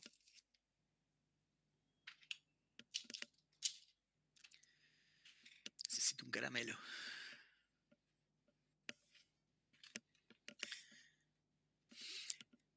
Si yo digo, esta manzana cayó, lo puedo demostrar a partir de la experiencia. ¿Están de acuerdo? Pero si digo, bueno, los enunciados que tienen términos teóricos no los puedes demostrar a partir de la experiencia, como dice Martín. Pero hay algo más grave. Ninguna ley podés demostrar a partir de la experiencia. Ya, no podés demostrar fuerzas igual a masa por aceleración, pero tampoco todos los cuerpos caen con la misma aceleración. ¿Por qué? Porque son universales. Hablan de todos los cuerpos que van a existir. Y habrás tirado 100, 1000, 1.000.000 de cuerpos. Entonces, básicamente ninguna ley es verificable. Con o sin términos teóricos. Pésimo criterio. ¿Se entiende, no? Otro, más razonable, más intuitivo, es no exigir verificabilidad, sino contrastabilidad. La idea es, un enunciado tiene significado empírico si yo puedo idear un experimento o una observación que lo confirme o lo refute. ¿Mm? Más razonable. ¿Cuál es el problema que tiene? Se los voy a contar la próxima. ¿Mm? Ahora créanmelo. Pero la cosa es, la contrastabilidad de un enunciado no es una característica del enunciado. La significatividad sí, pero la contrastabilidad depende de que existan otros enunciados que permitan inferir consecuencias observacionales. ¿Mm? Créanme, Profe, se los muestro a la próxima. una pregunta, ¿la falsabilidad de Popper no aplica entonces a esto? Miren, no la puse acá, pero esto está basado en un artículo de Hempel en donde la trata la falsibilidad. Claro. La falsibilidad. ¿Mm? Bien. Y básicamente lo que dicen es lo siguiente. Por ahí lo podemos charlar después cuando veamos Popper, pero bueno, lo adelanto porque lo preguntaste, que es, por ejemplo, estamos hablando del significado cognoscitivo. Popper no hablaba del significado. Popper quiere distinguir, como vamos a ver más adelante, entre enunciados científicos y enunciados no científicos. Pero acá se está hablando de significado. La refutabilidad, como criterio de significado, diría, el enunciado tiene significado empírico si es refutable. Eso es parecido a decir que sea contrastable, pero lo raro, dice Hempel, es lo siguiente. Si el enunciado "este cuervo es negro" tiene significado empírico. El enunciado cuantificado tendría que tener significado empírico, ¿se entiende, no? Si vos entendés "este cuervo es negro", tendrías que entender todos los cuervos son negros y existen cuervos negros, porque lo único que hiciste fue cuantificarlo distinto. Sin embargo, para Popper, el enunciado existencial no es refutable. El universal sí. Y eso como criterio de significado no tiene sentido. ¿Me siguen? Si vos entendés la palabra cuervo, entendés la palabra negro, entendés el enunciado "este cuervo es negro", igual entendés todos los cuervos son negros, existen cuervos que son negros, el 80% de los cuervos son negros. Todos tienen el mismo, no tienen el mismo significado. Todos tienen significado empírico. ¿Me siguen? Porque estamos hablando de significado. Lo que pasa es que Popper no usaba la refutabilidad como indicador de significado. Esto es más del empirismo lógico. Popper, más que nada, está preocupado porque el marxismo y el psicoanálisis sean pseudocientíficos. Estos autores les gustaba el psicoanálisis y el marxismo. O sea, son muy distintos. Ya vamos a verlo.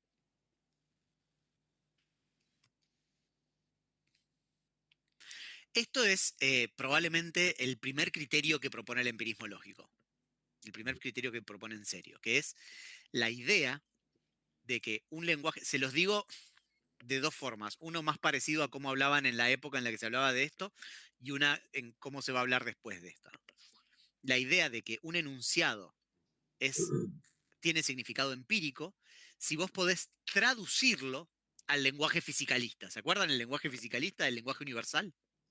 El esperanto de la ciencia. Si vos podés traducirlo, que es muy exigente porque traducir significa que vos tenés un equivalente, sinónimo de la expresión original. Acá ya estoy hablando del lenguaje observacional, tal como lo escribí, porque es el modo en el que se habla hoy en filosofía de la ciencia de esas cosas. ¿Sí? Es un poco anacrónico, pero porque la distinción observacional, teórico-observacional es posterior. Pero no importa, porque no estamos así tratando de hacer historiografía fina, sino estamos tratando de entender lo que pasó ahí por cómo afectó al futuro. ¿Cuál es el problema? Las leyes tienen términos teóricos, como decía hoy Martín. ¿Y los términos teóricos se pueden traducir al lenguaje observacional sin pérdida? Bueno, los empiristas lógicos al principio pensaban que sí, y después pensaron que no. Cambiaron de posición con el tiempo. Y fue un cambio re importante porque si vos podías definir los términos teóricos en base a operaciones de medición, entonces eran eliminables. Bueno, ahora se los cuento. Perdón, me olvidé que tengo un slide sobre eso. Terminaron diciendo algo más débil que se los tengo que explicar ahora, ¿no? Que es la idea de que un enunciado tiene significado empírico si forma parte de una teoría científica. Lo cual implica explicar qué es una teoría científica para el empirismo lógico. Que lo voy a hacer ahora. ¿Sí? Pero esto se los cuento mejor ahora. Bien. Una cuestión de detalle, de curiosidad, se suele decir esto del empirismo lógico. Se dicen dos cosas.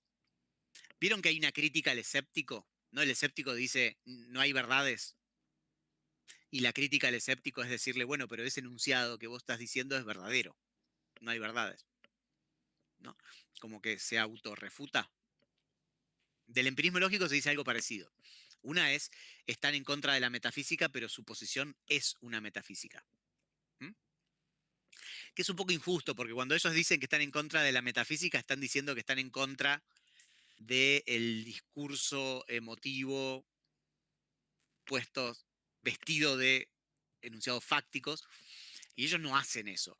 Digamos, el manifiesto del Círculo de Viena nunca te quiere convencer de nada con un argumento, ¿se entiende? O sea, tiene algo de injusto. Pero bueno, hay otra forma de esa crítica que es decirle, el criterio del significado cognoscitivo no tiene significado cognoscitivo. ¿Por qué lo aceptaría? Es parecida, es parienta de la otra crítica. Y eso lo saben los empiristas lógicos. ¿Y se acuerdan qué diría Wittgenstein de esto? Sería algo así como, es el último criterio que vas a usar, que después tenés que desecharlo, ¿no? Después de que estableciste qué es todo lo que tiene significado empírico, le aplicás al propio criterio y lo tirás a la basura. El criterio, ¿se entiende? La idea de que es una escalera que tenés que patear una vez que la subís. Bueno, a ellos esa solución les parece mística, no les gusta nada. Entonces, lo que dicen es otra cosa. O sea, no tiene significado cognoscitivo, no es arbitrario, no es que básicamente toman la decisión de que el criterio sea este, porque si no, no se entendería por qué lo tienen que modificar tantas veces. Ellos piensan que están elucidando y explicitando un criterio que se usa en la ciencia, ¿no? Que es algo así como elucidar qué significa que una aserción es empírica, es inteligible. ¿Sí? Por eso, no es que ellos están preguntándose si Heidegger es metafísico. Ellos ya sabían que era metafísico. Están buscando el criterio que de hecho aplican los científicos. ¿Se entiende? Están explicitando ese criterio. Que hay algo que es interesante para decir, que estas ideas que son un poco antipáticas, en realidad forman parte de nuestro conocimiento habitual. Digamos, nosotros seriamente pensamos que la ciencia no te puede resolver juicios de valor absoluto. ¿Sí? Si yo les digo, eso es algo que es parte del conocimiento actual. Por ejemplo, ¿puede la ciencia decidir hasta qué edad podés matar un feto? ¿Se entiende? ¿Se acuerdan las discusiones en el Senado y en diputados que llamaban a científicos? Digamos, ¿se acuerdan de Kornblick, que es un biólogo molecular que dijo la frase esa, no está bien, está mal, que se usa mucho como un meme? ¿Saben de qué hablo o no? Bueno. Sí. ¿Saben algunos? Bueno, fue bastante loco todo lo que pasó ahí. Y ahí era claro que el tipo decía, miren, yo les voy a decir las cosas que se saben en biología, pero no les voy a decir científico hasta qué edad podés empezar a matar algo, o a qué edad, digamos, matar algo es un asesinato. ¿Sí? ¿Por qué? Porque la ciencia no te determina esas cosas. Te dirá cosas como cuándo alguien tiene conciencia, cuándo siente dolor, cuándo qué sé yo qué, pero nunca a qué cosas podés matar y a qué no. ¿Sí? Esa es una decisión que excede a la ciencia. Ahora, ¿qué piensan ellos? piensan que donde se supera la ciencia, no hay argumentación posible. ¿Sí? Que la única razón para aceptar un enunciado o no aceptarlo, razón en sentido estricto, es la evidencia empírica. Y la evidencia empírica, donde no tenés evidencia empírica que te resuelve esos problemas, no hay argumentación posible. Hay solo significado emotivo. Valores absolutos que vos aceptás o no. Eso es súper discutible, porque hay muchos filósofos haciendo ética o haciendo filosofía política que sí piensan que es posible argumentar en ese terreno, ¿sí? Pero hay que decir que los que hacen eso no es que niegan al empirismo lógico, sino que más bien tratan de solucionar el problema de cómo argumentar en un lugar en donde no hay evidencia. ¿Se entiende?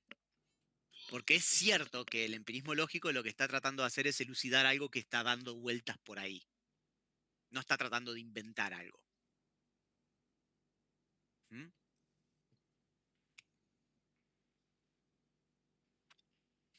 Y no es tan claro, ¿no? No es tan claro que puedas argumentar a favor de que la sociedad tiene que ser más igualitaria. ¿Cómo haces para argumentar a favor de eso? ¿No? No es tan claro. Bueno. Bien.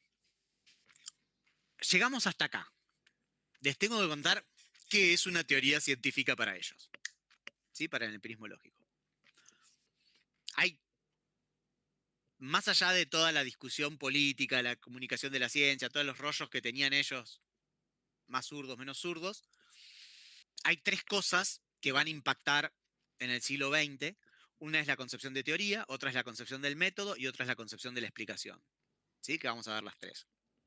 Esta es una de las cosas que van a ser muy influyentes en la filosofía de la ciencia. Que es, más allá de que se use para comunicar la ciencia o no, ¿qué es una teoría científica? Y para eso tengo que explicarles esto. ¿Sí? El punto de ¿se escucha que mastico el chicle? Perdón, debe ser espantoso. ¿No? Ahora, bueno, debe descubrir porque me siento mal. Necesito algo para que se me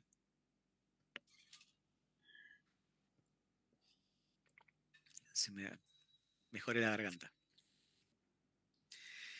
Ellos dicen, en cualquier teoría que tomes tenés dos tipos de términos o de conceptos. ¿Sí? Perdón, empiezo un poco atrás. Cualquier teoría que vos tomes habla de dos tipos de entidades. Las entidades observables y las teóricas. ¿Qué son las entidades observables? Las que, si estás en el lugar adecuado, se ofrecen a la experiencia, o sea, las podés ver o tocar, u oler, u oír, con la experiencia desnuda, sin ningún instrumento. ¿Sí? Y están las entidades que no son observables. Algunas no son observables a simple vista, pero son observables por medio, con instrumentos, y hay otras que directamente no son observables, en ningún sentido. ¿Sí? Ellas mismas. Y a ellas las llaman entidades teóricas. Entonces, estás en la genética, tenés genes que no son observables, y rasgos que son observables. ¿Sí?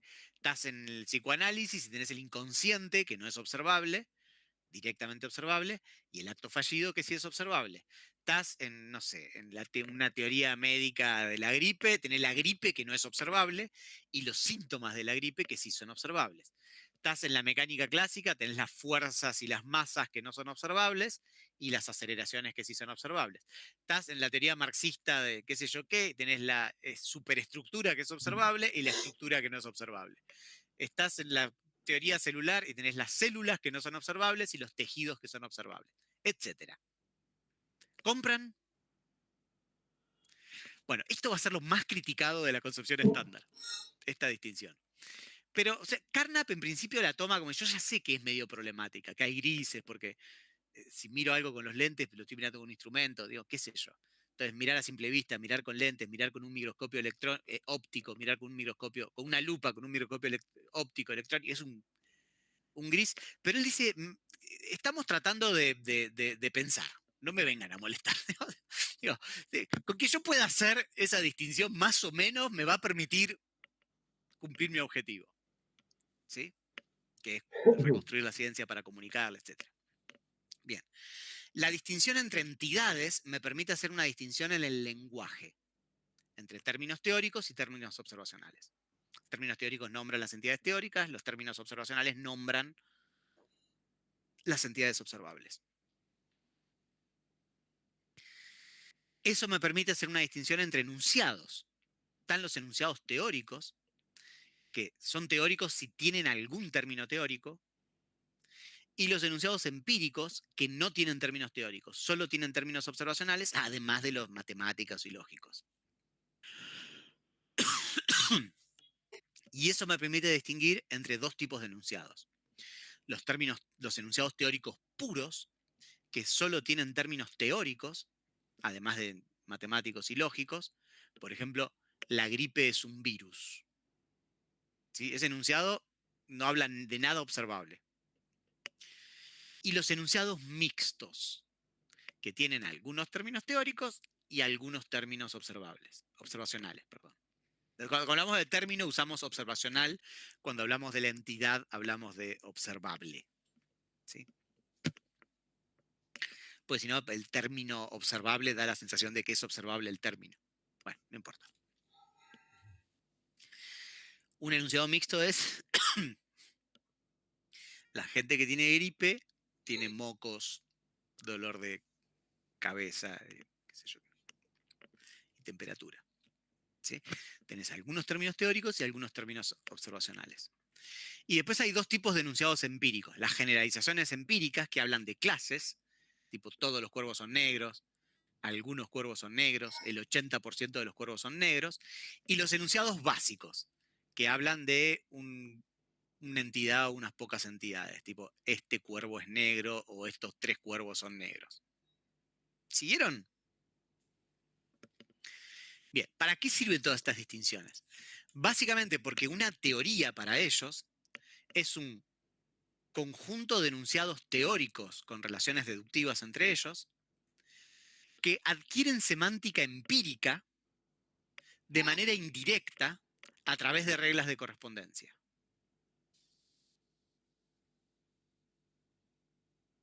¿Sí? Es decir, vos acá tenés enunciados que hablan de cosas teóricas, tipo la gripe es un virus, y tenés reglas de correspondencia que te permiten aplicar esos conceptos, operacionalizarlos. ¿Sí? Entonces, esta es la base empírica, ¿no? El conjunto de entidades o fenómenos observacionales acerca de los que hablan. La idea es que vos estás acá, ¿no? Y decís, a tal le duele la cabeza y tiene mocos y tiene fiebre. Entonces, ascendés por la regla de correspondencia a que la gripe es una bacteria, no sé, qué sé yo, perdón, estoy diciendo cualquier cosa. Eso te permite saber que si le das un antibiótico, va a mejorar. Entonces, haces una predicción. Va a estar sano. ¿Sí? La idea es que las teorías te permiten hacer esos cálculos. Y tienen como un dato observacional y como un out otros datos observacionales. ¿Sí? A través de las reglas de correspondencia. Entonces, los términos observacionales tienen referencia directa. No, ahora le contesto a Martín. Tienen referencia directa. Los términos teóricos, fuerzas, células, adquieren semántica empírica de manera indirecta, a través de sus relaciones con términos observacionales. ¿Sí? No, las reglas de correspondencia no es el cálculo que está acá arriba, de enunciados teóricos. Es lo que conecta ese cálculo e lo interpreta en términos observacionales. ¿Sí? Porque recuerden que la idea no es con lo que lidian los empiristas lógicos, es algo que es con lo que lidian básicamente todo científico, que es como decíamos hoy, ¿no? Que es cómo se operacionalizan los conceptos. Porque piensen, a ver si esto les sirve, quizás no sé. Vos tenés la geometría euclidia, la geometría que es una pura forma, ¿sí? Que habla de puntos, rectas, planos. Para tener una interpretación física de la geometría euclidia, lo que haces es interpretar todos sus términos primitivos. Entonces decís, punto va a ser un punto de la mesa. Plano va a ser la mesa. ¿sí? Después de que interpretás todo, toda la geometría euclídea quedó interpretado con la mesa y vos podés hacer cosas como averiguar el área de la mesa a partir de un ángulo y dos rectas, qué sé yo. ¿Se entiende? Eso no pasa con las teorías científicas usuales, porque vos no interpretás todos los conceptos de manera directa. ¿Sí? Ejemplo, yo les tiro una teoría que dice, un enunciado, una hipótesis que dice, la pobreza genera un incremento en los robos.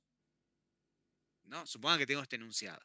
Para saber si ese enunciado está bien o no, para contrastarlo, tengo que operacionalizar el concepto de pobreza.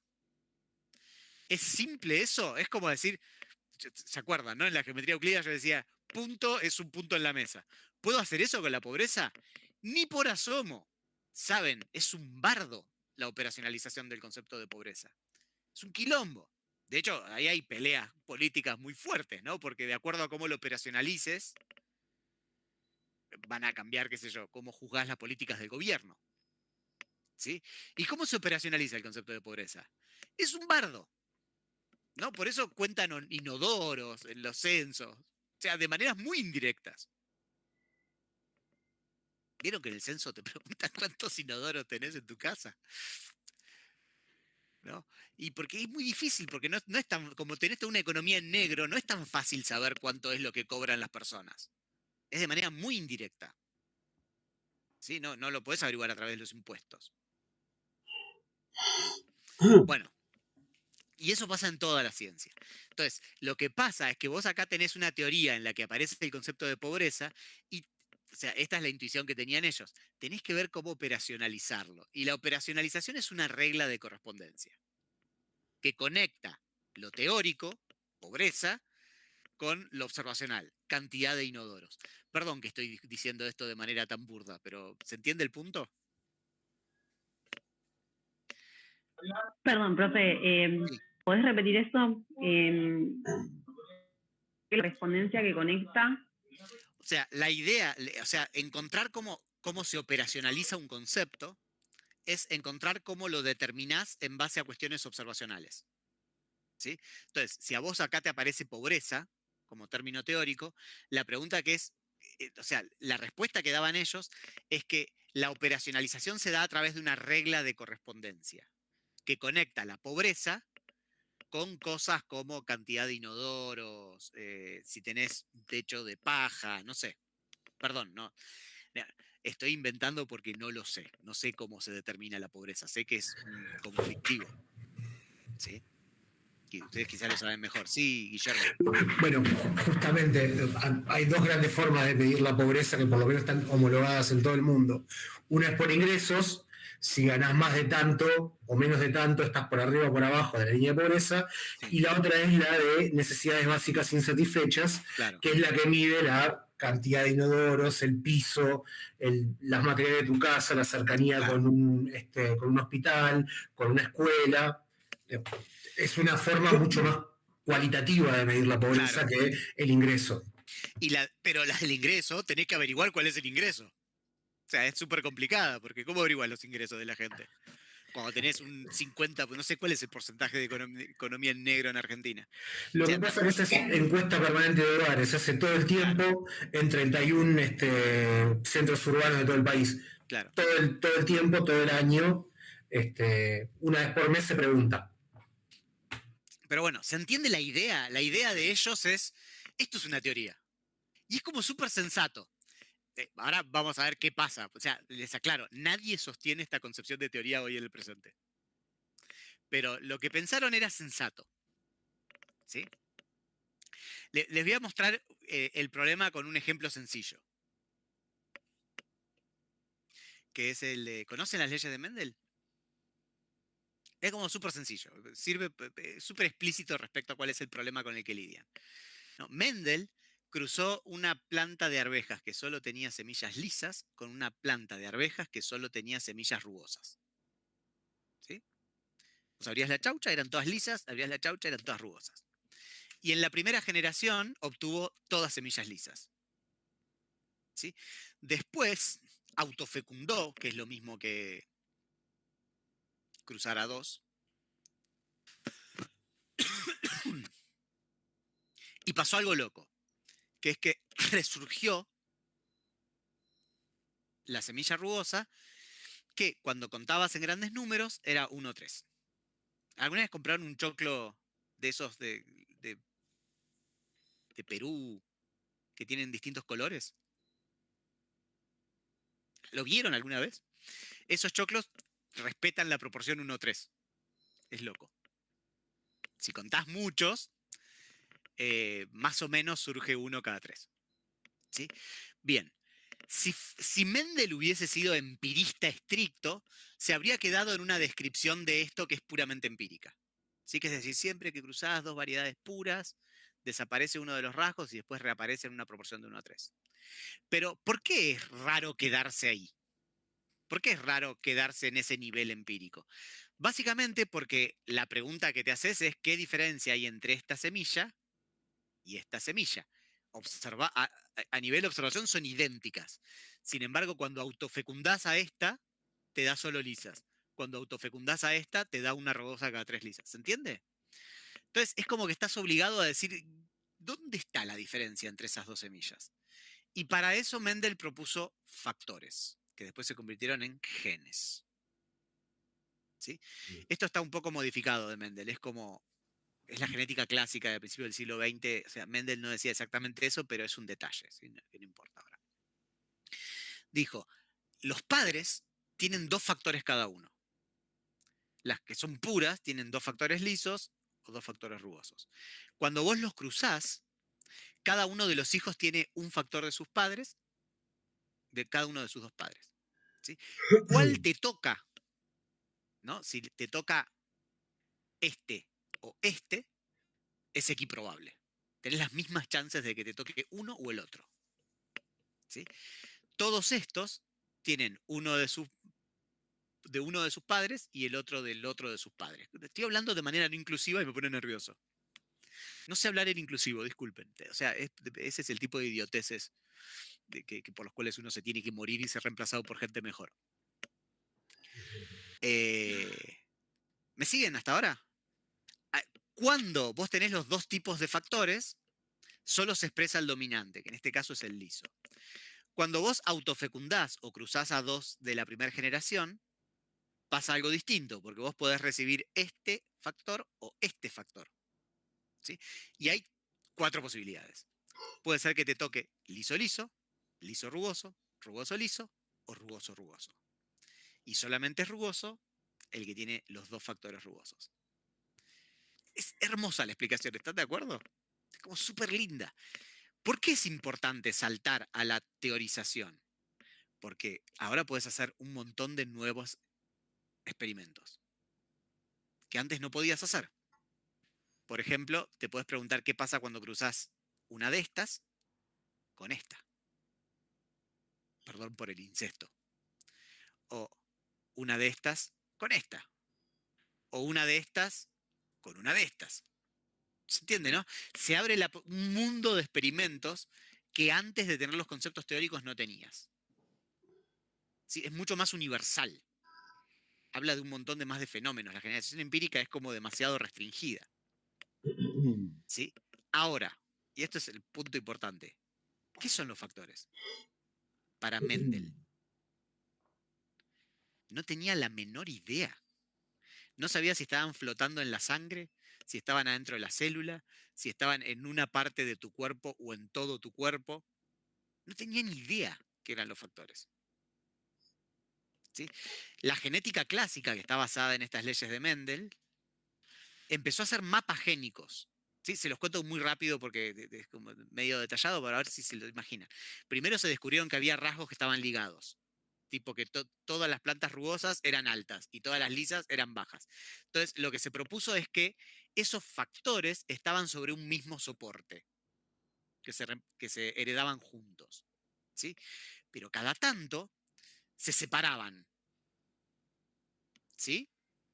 Entonces se postuló la idea de que antes de que se pasen a la descendencia, se cambiaban algunos factores, esos 2 soportes. ¿Sí? Y como cuanto la probabilidad de que se separen es más grande cuanto más lejos están, se empezaron a hacer mapas génicos. ¿Se entiende? O sea, se dibujaban cromosomas con el lugar de cada uno de los rasgos. Y todavía no se sabía dónde estaban, ni qué eran. Esto no es la excepción en ciencia. Esto es la ciencia, siempre. ¿Sí? Y esto muestra cuál es el problema de los conceptos teóricos, que es, básicamente, no sabes lo que son. Por supuesto, a la larga aparecieron teorías nuevas que dijeron, los genes están en el ADN. Pero esas teorías te proponen otros conceptos que no se sabe lo que son. Y esto es propio. Entonces, cuando vos te estás preguntando cómo enseñar ciencia al proletariado, el primer problema que tenés es que los conceptos fundamentales de las teorías científicas no sabés a qué refieren. ¿Sí? Si un físico cuántico no sabe lo que es el spin, no lo sabe. Lo único que sabe hacer es predicciones zarpadas con todo ese arsenal. ¿Se entiende? Y es como el problema de los conceptos teóricos. Que vos los aplicás de manera, los operacionalizás, los aplicás de manera indirecta. Y su significado no está completamente determinado. ¿Sí? Entonces, qué sé yo, podés hacer una reconstrucción de la teoría de Mendel con esta idea, de encontrando algunos conceptos que son, algunos enunciados que son puros y algunos que son mixtos, y la idea es que los puros adquieren semántica empírica a través de los enunciados mixtos. Esa es la respuesta que daban ellos. Bien. Toda la historia del empirismo lógico se puede contar como contando la historia de las reglas de correspondencia, porque son el elemento central de las teorías científicas, ¿sí? Al principio pensaban que eran definiciones explícitas de los términos de los términos teóricos. Lo cual era la posición más cómoda para la parte empirista, ¿no? Porque si son definiciones explícitas son eliminables, ¿sí? Si yo defino soltero como no casado, ¿no? Si yo introduzco el concepto de soltero, lo puedo eliminar. Básicamente cada vez que digo soltero puedo reemplazarlo por el definiens, que es no casado, ¿se entiende? Las definiciones, entonces son eliminables. Al menos son eliminables en principio, o lógicamente eliminables. Quizás en la práctica no. Por ejemplo, no me acuerdo si los conté, pero Peano, cuando axiomatizó toda la aritmética, usó solamente 3 conceptos, ¿sí? Que eran 0, sucesor y número natural. Y todos los números, 1, 2, 3, 4, 5, 6, 7, se meten por definición. 1 es el sucesor de 0, 2 es el sucesor de 1, 3 es el sucesor de 2, ¿se entiende? Entonces, el concepto de 1.000.000 es eliminable en la aritmética de Peano. Básicamente es el sucesor del sucesor del sucesor del sucesor del sucesor del sucesor de 0. ¿Sí? Lógicamente eliminable. De hecho, no es eliminable. O sea, no puedes hacer matemáticas sin introducir los números, por definición. Porque no podrías sumar 1000 por 1500. No podrías multiplicar 1000 por 1500, ¿se entiende? Entonces, perdón. En la práctica no son eliminables, pero en principio sí son eliminables.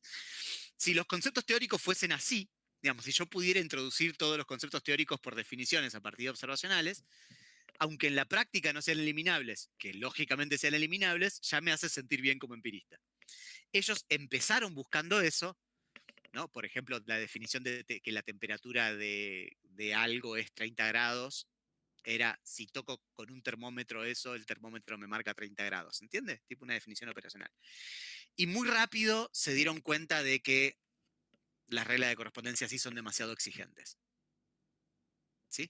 No les cuento el detalle, hay detalles técnicos detrás de esta cuestión, pero no se los cuento. Básicamente, la noción de regla de correspondencia cambió mucho a lo largo del empirismo lógico, y de hecho, digamos, cuando se abandonó la idea de que eran definiciones, se abandonó el empirismo estricto. ¿Sí? Y se pensó a pensar que las reglas de correspondencia solamente especificaban parcialmente el significado del concepto, que es obvio, ¿sí? Porque el método de determinación de un concepto no agota el concepto, ¿se entiende, no? Si yo caracterizo a la pobreza como cantidad de inodoros, obviamente que la pobreza no es la cantidad de inodoros. ¿Están de acuerdo? Es un método indirecto de determinar el concepto de pobreza. Pero el concepto de pobreza es más amplio, al punto que podés encontrar nuevos métodos de determinación de ese concepto. ¿Sí? Y lo mismo pasa con temperatura, con fuerza, con masa. ¿Sí? Entonces, la idea es que las reglas de correspondencia determinan parcialmente el significado, pero vos podés descubrir nuevas reglas de correspondencia. Además,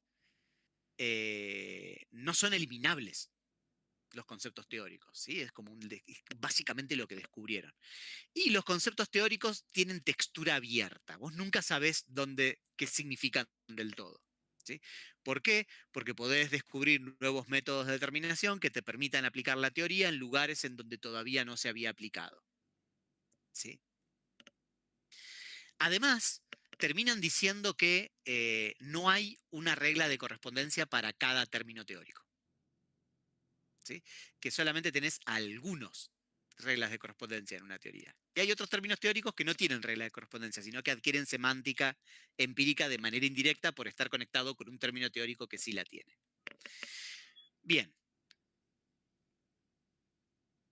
Esto abre varias preguntas, ¿no? Una es, bueno, ¿qué pasó con el criterio de significado empírico? Porque antes, cuando vos tenías una noción de teoría muy estricta, entonces la pertenencia a la teoría te permitía decir tiene significado empírico un enunciado si pertenece a una teoría que tiene significado empírico, que tiene reglas de correspondencia. Cuanto más grises son los bordes de una teoría, eso se vuelve más borroso. Está esta pregunta, ¿no? ¿Es verdad que los conceptos se aplican a través de reglas de correspondencia? Vamos a ver más adelante que algunos dicen no, se las inventaron los empiristas lógicos. Y está la pregunta más fuerte, que es, ¿cuántas teorías reconstruyeron bajo este enfoque? Teorías en serio. Es tristísima la respuesta. 0. ¿Sí? Les cuento esto. Esta gente era genios de la lógica. Eran genios. ¿Sí? Yo soy un imbécil. Yo reconstruí una teoría científica. Carnap ninguna. Voy 1-0. ¿Por qué? Básicamente porque no uso esta concepción de teoría. Se los voy a contar más adelante. ¿Sí? Esta concepción de teoría parece muy intuitiva, es muy razonable, pero después no podés reconstruir teorías. Es bastante loco. ¿Sí? Bien, para terminar, porque ya faltan 5 minutos. ¿Qué pasó con el empirismo lógico? Pasaron varias cosas. Una es, ¿qué pasó con la concepción de teoría? Otra es, ¿qué pasó con la idea de comunicar la ciencia a través de la confección de un lenguaje universal? Y otra, o sea, cada vez vamos a más general. Otra más general es, ¿qué pasó con el objetivo político iluminista de que los estudios metateóricos y de la filosofía de la ciencia colaboren con la comunicación y la enseñanza de la ciencia? Esas dos cosas se las voy a contar en la materia. La tercera probablemente es la más interesante, no la vamos a ver en la materia. ¿Qué les pasó? ¿Qué le pasó a los iluministas? Les pasaron varias cosas. Les pasó el nazismo, primero. Carnap emigró a Estados Unidos, y en Estados Unidos, ¿qué les pasó? El macartismo. ¿Sí? Carnap tenía por zurdo un... ¿cómo se llama lo que hacen los policías? Ay, por favor. Prontuario. Prontuario. Prontuario. No es prontuario la palabra que quiero. ¿Un legajo? Claro, como un sumario. De McCarthy. ¿Sí? O sea, ahora pueden buscarlo en internet porque están desclasificados desde hace poco. ¿Sí? Del macartismo, ¿no? Que perseguían. No les voy a contar esto acá porque quedan 2 minutos y porque no soy la persona más indicada para contarlo. Pero, digamos, cuando emigran a Estados Unidos, todavía no está el macartismo, o sea, está el caldo de cultivo del macartismo, después va a aparecer el macartismo, en donde se inventan esta historia, ¿no? de comunistas que lavan el cerebro, ¿no? Espías comunistas que lavan el cerebro de las personas, que se vuelve como muy influyente, en Estados Unidos muy importante, que acá en Argentina la están trayendo ¿no? Eso que suena tan viejo de los comunistas está en Argentina como el lenguaje del presidente y de muchos de los que lo siguen, la idea de que hay comunistas. Y este libro de Reich te cuenta cuáles fueron los derroteros de los empiristas lógicos. ¿Sí? Cómo la Guerra Fría transformó la filosofía de la ciencia hacia las heladas laderas de la lógica. ¿Sí? Es un libro muy interesante, muy de detalle, digamos, qué sé yo. ¿Por qué es tan interesante? Porque en realidad es lo que le pasó a la filosofía de la ciencia, pero le pasó un montón de otras cosas. Le pasó al cine también, ¿no? Y muestra esto, que es como bastante interesante. Acá no les voy a leer esto porque queda muy poco rato, pero Carnap, es Carnap escribiendo. ¿Sí? Carnap dice, vos podés ordenar los conceptos de un área, por ejemplo de la física, de los menos abstractos a los más abstractos. Y después se pregunta, ¿cuáles voy a interpretar con reglas de correspondencia? ¿Puedo empezar por los menos abstractos o por los más abstractos? Y dice, y si lo que me interesa es enseñarle física a un lego, entonces debería empezar por los menos abstractos porque va a ser los que mejor van a entender. ¿Sí? Esto es Carnap hablando de su concepción de teoría. Esto es un texto de 1990. ¿Sí? En donde dice, el enfoque sintáctico de que una teoría es una colección de sentencias ha sido desafiado por el enfoque semántico de que una teoría es una colección de modelos. Es. ¿Qué es ese cambio de tono? ¿No? De cómo hago para enseñarles ciencia al lego a discutir cuál es la esencia de una teoría. ¿No? ¿Se ve la diferencia? Uno es mucho más pragmático y el otro parece que estuviera discutiendo qué es una teoría. ¿No? ¿Cómo reconstruimos una teoría para enseñarla a comunicarla a qué es una teoría? Bueno, este es el derrotero que sufrió la filosofía de la ciencia. Empezó conectada con enseñar y comunicar la ciencia y terminó siendo un estudio puramente teórico. Desconectada de todo. De todo. O sea, básicamente lo que dice un filósofo de la ciencia no le interesa ni a un científico, ni a un didacta, ni al lego. ¿Sí? Se transformó en un estudio especializado en el que se dialoga de manera endogámica. ¿Sí? ¿Por qué? Bueno, Reich tiene esta teoría conspiracionista de que básicamente tiene que ver con la Guerra Fría. O sea, Carnap dejó de hablar del objetivo político y se concentró en la lógica, en el estudio lógico. ¿Sí? ¿Por qué? Básicamente porque podían llegar a inhibirlo como profesor. ¿Sí? Y eso es lo que se vuelve dominante, la concepción de teoría sin el objetivo político. ¿Siguen? Y eso es la filosofía de la ciencia en el presente. ¿Sí? Desconectada de la comunicación de la ciencia, de la didáctica de la ciencia y de la práctica científica. Y eso para mí es súper interesante porque no habla nada más de la filosofía de la ciencia, ¿no? Habla de los científicos que no reflexionan sobre su área, en especial los científicos naturales. Ustedes tienen esta materia porque están estudiando ciencias sociales, y en ciencias sociales se lee algo de filosofía de la ciencia. Los compañeros de ustedes que trabajan en biotecnología no tienen ninguna materia de epistemología, sencillamente porque los científicos naturales no ven filosofía de la ciencia en ninguna etapa de su carrera, salvo en la UBA, que está el CBC, que es rarísimo, es una anomalía. ¿Sí? Que está Introducción al Pensamiento Científico del CBC, que igual es raro porque lo ven al principio y es bastante desconectado de la carrera. ¿Sí? Y de hecho, la situación presente es como el fracaso absoluto del empirismo lógico.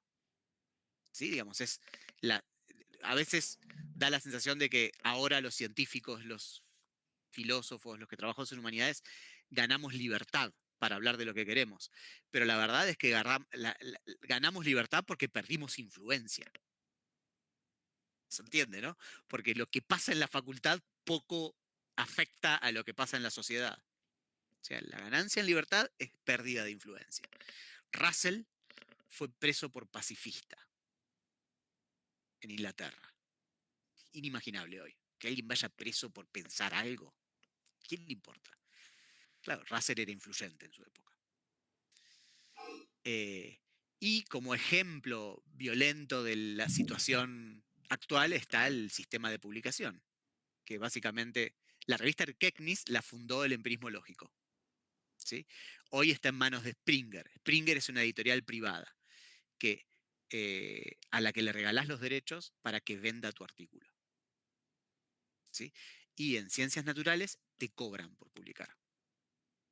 O sea, pagás para publicar una cantidad de euros impresionante. Bueno, nada, ya es la hora, solamente estaba esta frase final que solamente la pongo porque es terrible. Porque los muestra esperanzados antes de los nazis. Y es como la muestra de que todo se puede ir a la mierda mal. ¿No? Digamos que estos tipos estaban pensando que la construcción científica iba a triunfar y no sé qué cosa, y estaban por venir los nazis. A Schlick, que es el autor alrededor del cual se forma el círculo, lo mata un nazi de un tiro. ¿Sí?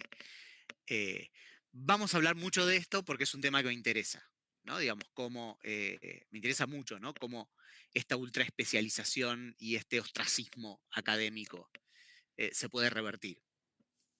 ¿Sí? Es algo que va a volver y volver en la materia varias veces. Bueno, perdón, 22, ¿alguien tiene algún comentario?